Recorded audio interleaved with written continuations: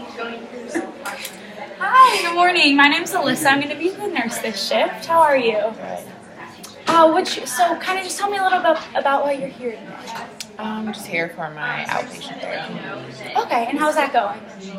Okay. The first time. The first time? Okay. Well, good. Glad you're kind of excited to get started on that. Before we get started, though, is it okay if I just ask you a few questions? It's kind of a routine screening I've taken up with all my patients. That's fine. Okay. These questions, some of them might get a little personal. It is about domestic violence, but it's becoming a huge prevalence here in the United States, so I'm kind of starting to ask all my patients that. Okay. All right, so I'm going to go ahead and just ask you some of these questions, and here are the responses on the side, then you can choose. So in general, how would you describe your relationship? A lot of tension, some tension, or no tension? Some tension. Some tension? Okay. How do you and your partner work out your agreements? With great difficulty, with some difficulty, or with no difficulty? Some difficulty.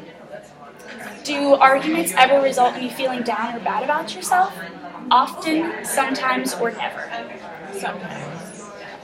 Do arguments ever result in hitting, kicking, or punching? Often, sometimes, or never? Sometimes.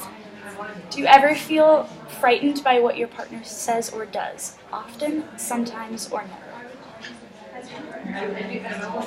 Sometimes. Has your partner ever abused you physically? Often, sometimes, or never? Not too often, but occasionally. And has your partner ever abused you emotionally? Often, sometimes, or never? Only when he gets mad. Only when he gets mad? Okay. Well, thank you so much for answering those questions. I know they can kind of be a little difficult. I did hear you say, though, that sometimes your partner will kind of hit or punch you. Would you be willing to tell me a little bit more about that? There was one instance when I think I was registering for school, and he got a little upset about me going on and wanting to continue my education. He got a little physical.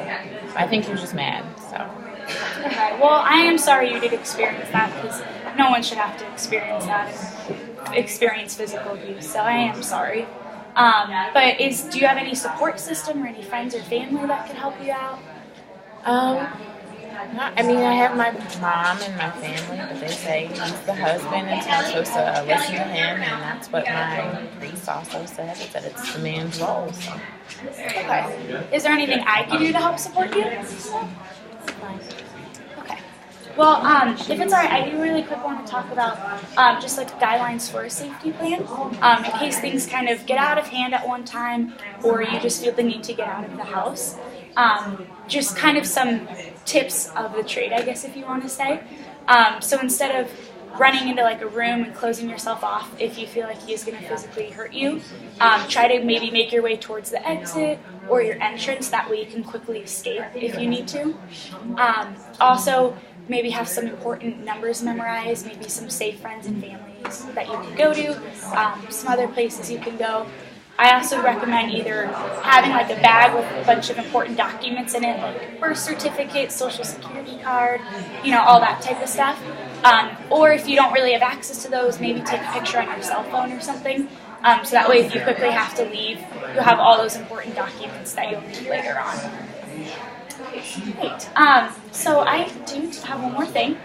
This is an information card with just a bunch of resources here that are local to Missouri, and I would love if you go ahead and take it. You may not need it, but you might know someone that does need it, and so it's always just a great thing to kind of have on hand. Okay. Well, that kind of concludes everything, but thank you so much for being willing to talk about this with me, and we'll go ahead and get you started on your therapy. All right, thank you.